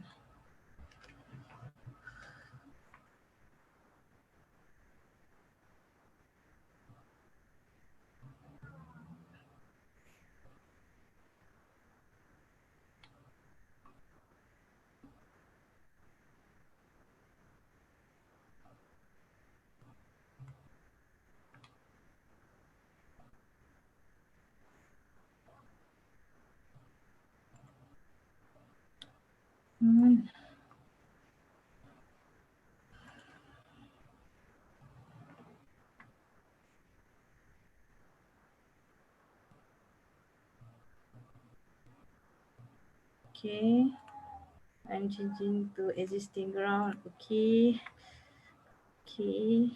And then I'm creating the grading. Selecting the feature line. The grading outside will be outside. I just accept all. Yes. Slope 1.5 slope. Cut and fill. There you go. They will create the ground. They will create a cut and fill area surrounding the boundary, and then I create infill. Enter, and there you go. There are the new ground level for the development area, and then I want to come up with the cut and fill volume. Okay, now if you look at here, for this area, for this development area, there will be this amount for cut and this amount for fill, and then the net volume will be fill is 12760.25 cubic meter. So let's say if we want to balance just now, because just now I'm proposing the 5 meter level for new proposed level, but it's showing that they have a lot fill volume left. So what we're going to do by using this tool, actually this Civil 3D will generate for us what is the best level for our proposed building platform. Okay, last one.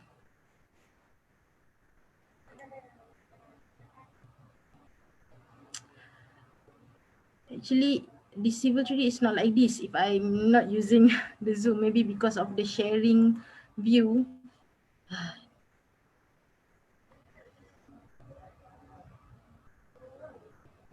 Okay, so I'm using this function.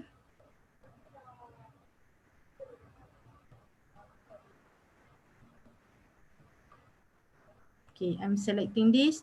Okay, so the auto balance volume will ask us what is the required volume that we want to be left.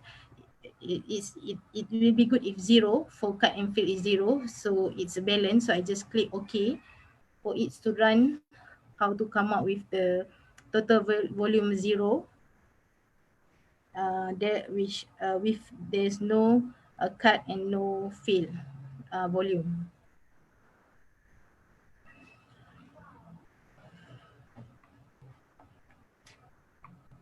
Okay. Okay, but they still have maybe a little compared to before. Is 1 2 something, is 12,000. Now is 9,000. So is auto balance our volume, our level just now by minus each point as 0.637 meter. Okay, slow down the level. Okay, so that's it for Civil 3D. I'm going to Navisworks for Clash, run the Clash. I'm not going to create the model here because I think Civil 3D not allow us. Okay.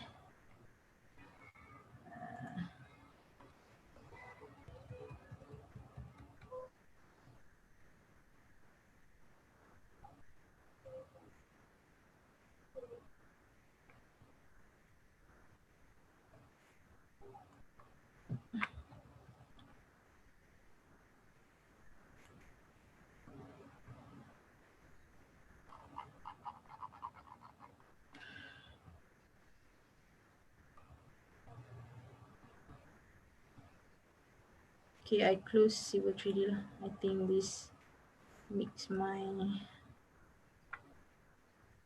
Okay, so now we're going to... Okay, I'm going to Navy's work. Okay, maybe I just open.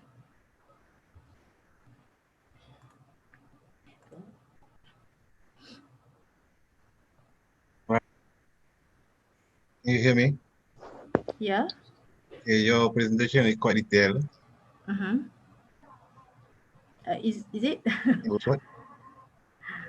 Can you make it short? So we have only 6 Yes, I just want to show the last part is a Navy's minutes work. left. Yeah, I know. Okay, last part is Navy's work. What I'm going to do, I bring all the information here. So I'm going to bring all the Navy's work on the surface. I bring the pipe, the proposed pipeline, and also the existing pipeline.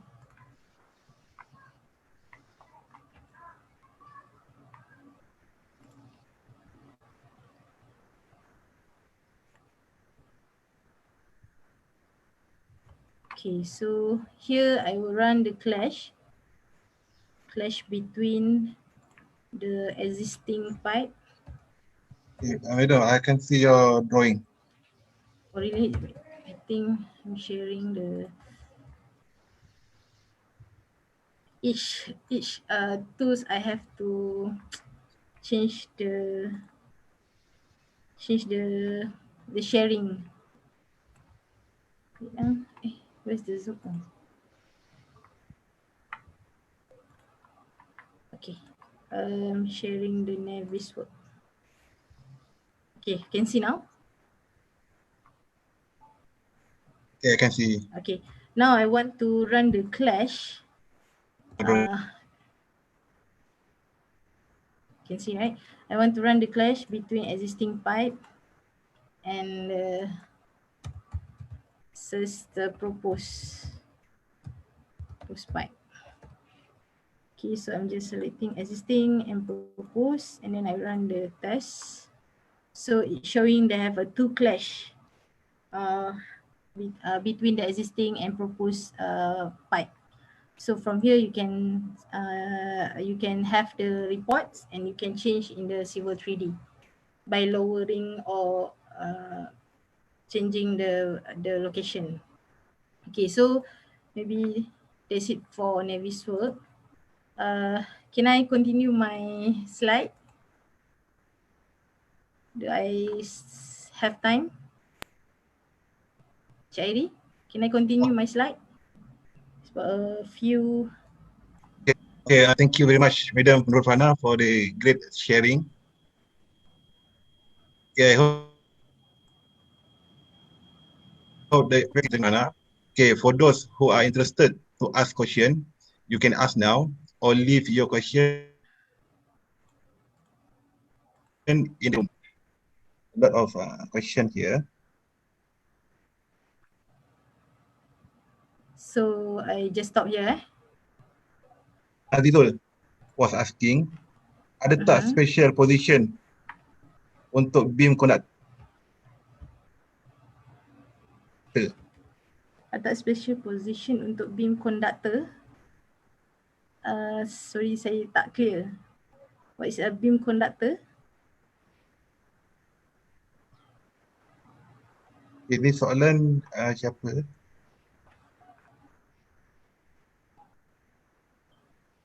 Mungkin dia punya soalan ni saya rasa kalau katakan orang tu dia BIM kan, dia ada certified BIM, kemudian position dia apa?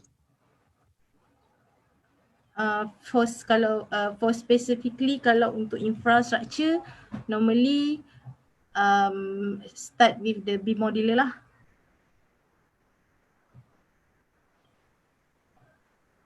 From the BIM modeler, kita akan upgrade until they boleh recognize all the elements from infrastructure and other building elements, then we can combine. If dia dah boleh recognize with all the elements, then dia akan categorize as a coordinator.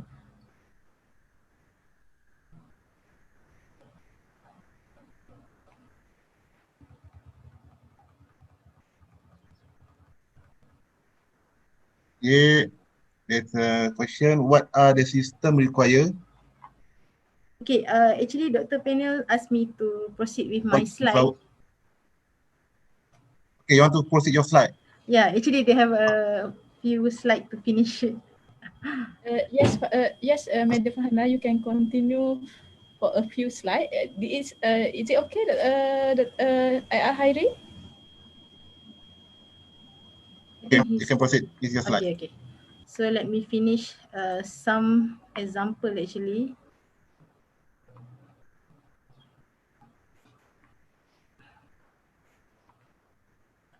Okay, I want to share some experience that we already gained during our project.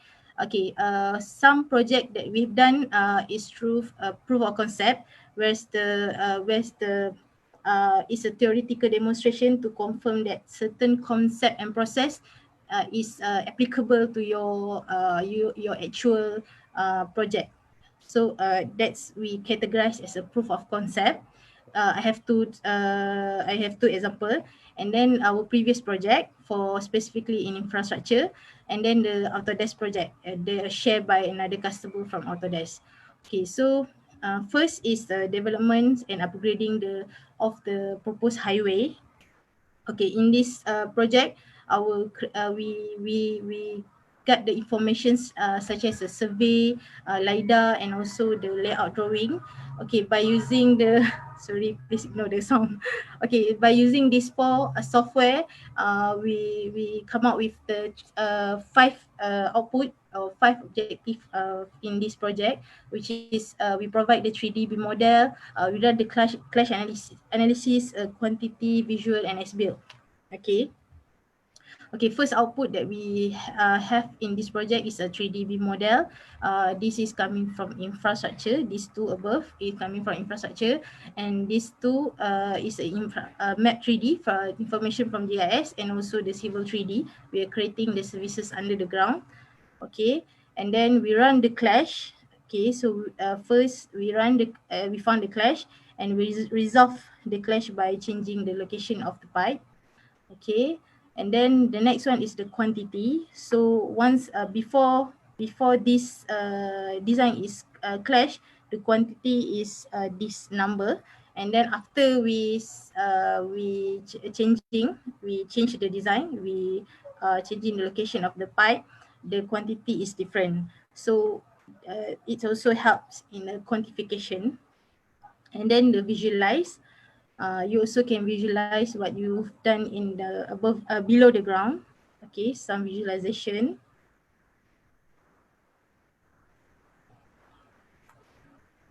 Okay, I just go fast. All right, and then the last one is as-built.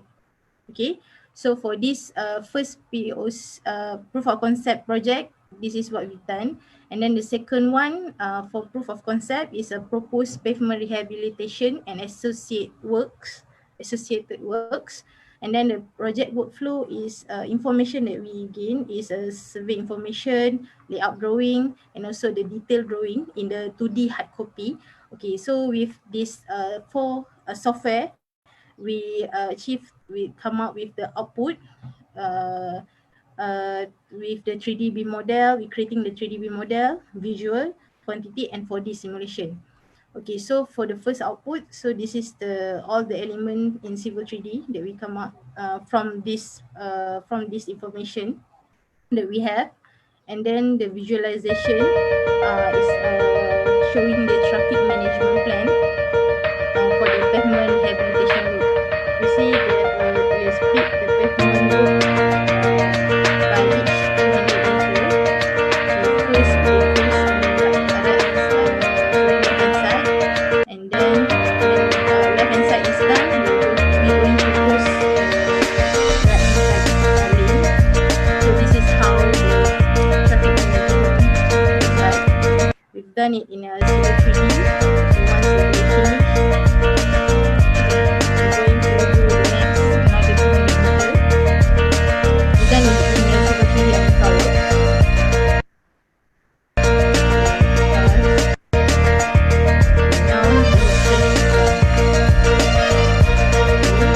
So that's for visualization, and then the quantification. Okay, in this POC project, we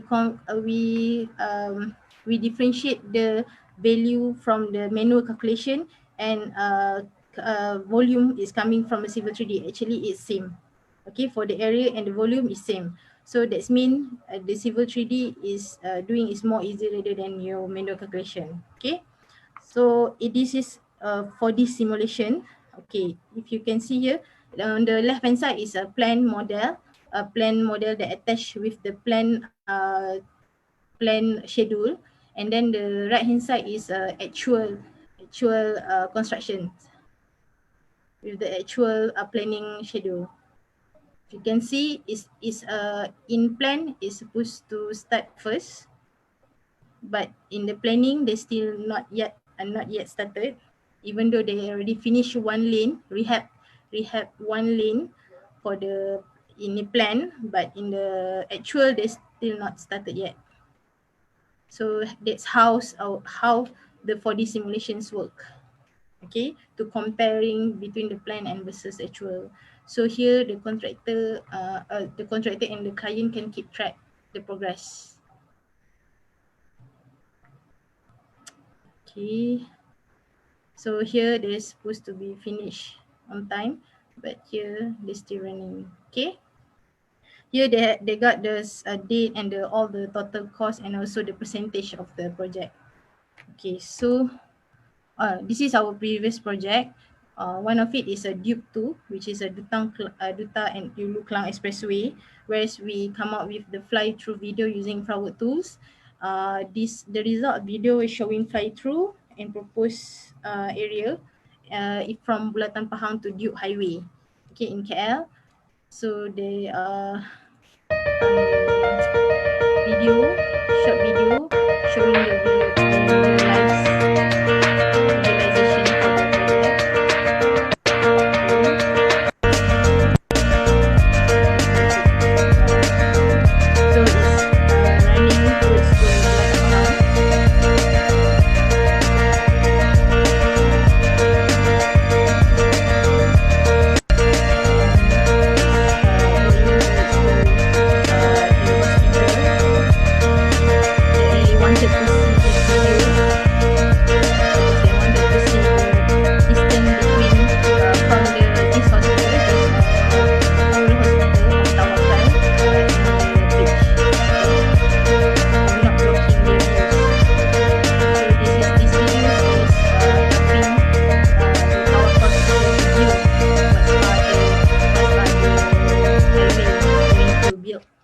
their hospital.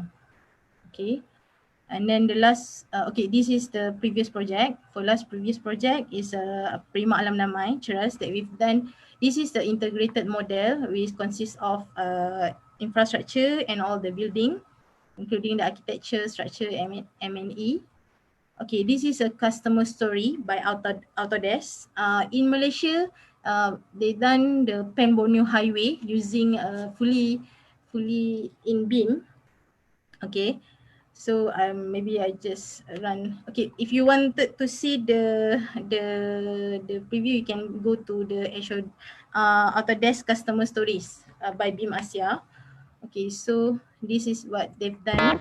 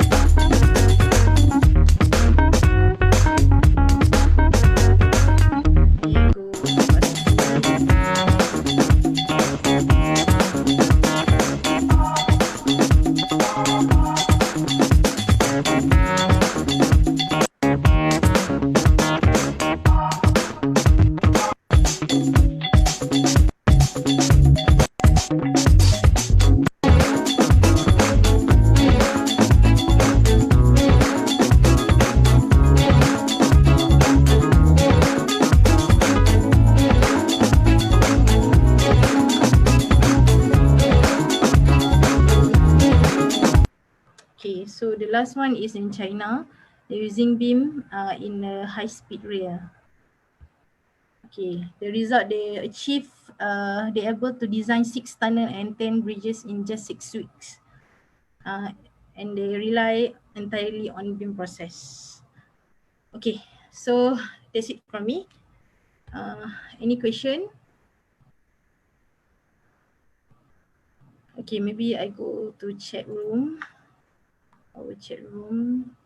Madam Farhana, I'm sorry because of Oh, okay. interrupting Yeah, your. understand. So we will stop here. Okay, there's a lot of question here. Okay, I to run the Autodesk infrawork and others. This require to high spec PC or laptop. Which one? This one, is it? Yes, give us the minimum. I think they make it fun. I think What's the system requirement? you want to ask the minimum requirement.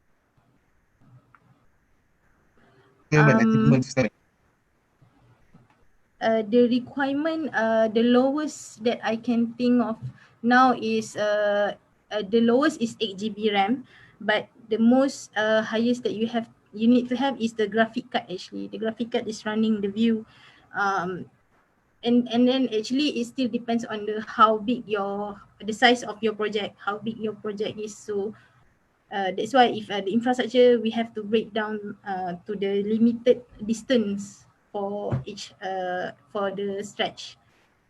Okay, so if you want the system requirement, actually you can contact our here. I think Mr. Kumaran just now sharing the contact persons. Maybe you can contact them and then asking more info regarding the spec. Okay. Where the chat? Okay, next question. Okay. Safia Bila, kalau ada clashing antara drawing tu siapa yang akan ubah? Safia Nabila. Okay, kalau ada clashing antara drawing tu siapa yang akan ubah drawing? Okay, for the coordinator, normally we will run the clash. Let's say kalau the pipe tu in between normally tengok infra model ataupun structure OMNE guys. So depends siapa yang consultant yang handle on that design. So we will push the RFI to them and then let them discuss, and they will decide lah who going to change their design.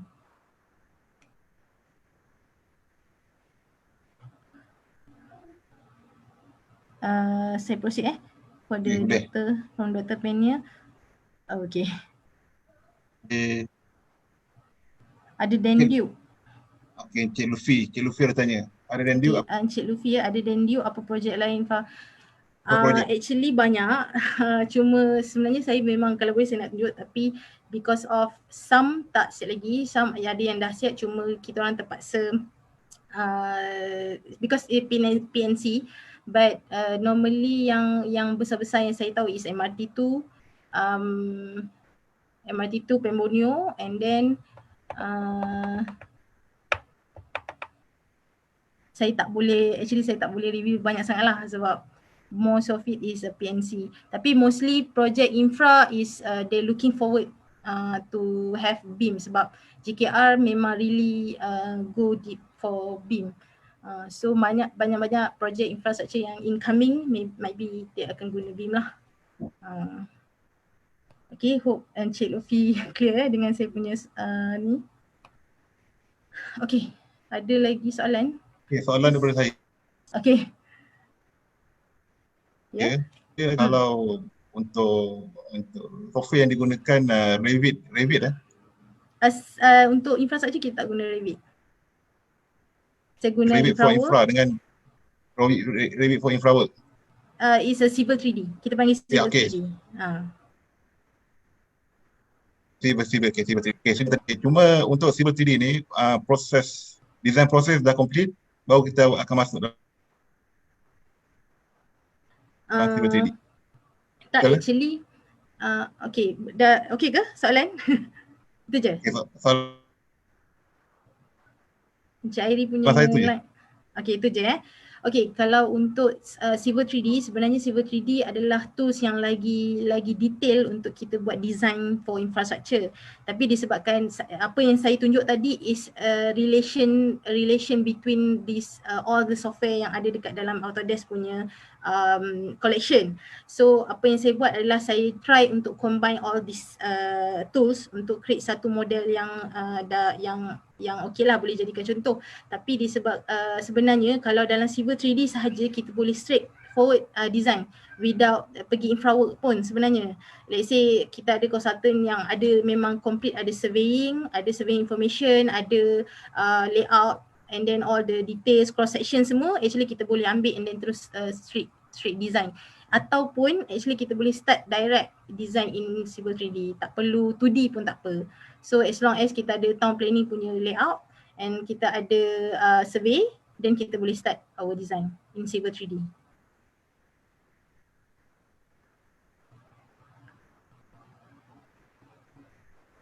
Ada soalan lain daripada participant? So disebab Civil 3D, sebab actually kalau saya try buat Civil 3D okay, tapi mungkin sebab terlalu banyak view so dia hang. Tapi actually Civil 3D is quite light sebenarnya. Okay, ada apa-apa soalan?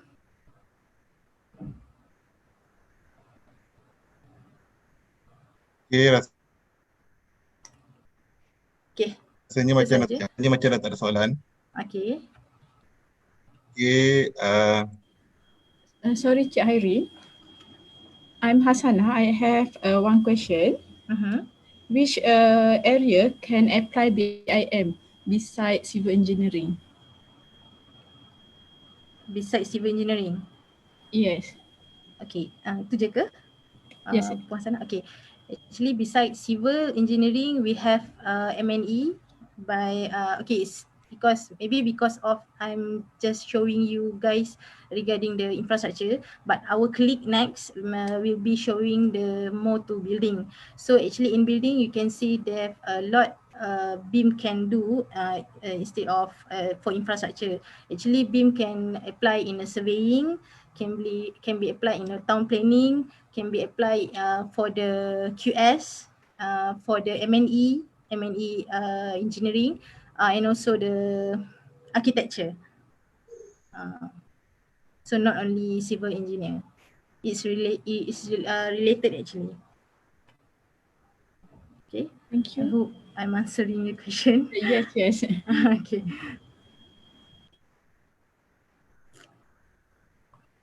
Okay, any other question? Any other question? Stop sharing my view. Okay, thank you again for answering those questions and for great presentation. This was with us. Thank you all students for attending. We hope you have learned and enjoyed the presentation. Okay. After this, please open the camera for photography session. Okay, all participants can open the session. Dr. Andri. Okey, jom kita bergambar. Kita buka dulu kamera. We have about 122 participants, is quite a lot. So in my screen, I'm going to slide until 5 pages. So hopefully you can smile and keep up with me for like 1.5 minutes. All right, do not let your tooth dry. Okay, everyone is here. All right, I will start taking picture. 1, 2.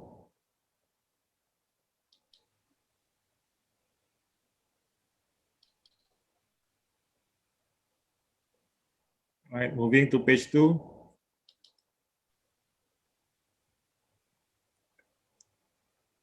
Page 3.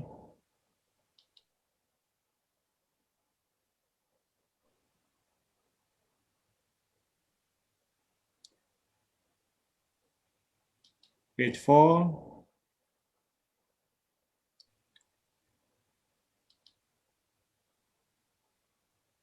And page 5. And last but not least, I'm going to add the spotlight to our speaker for today. So keep the camera on.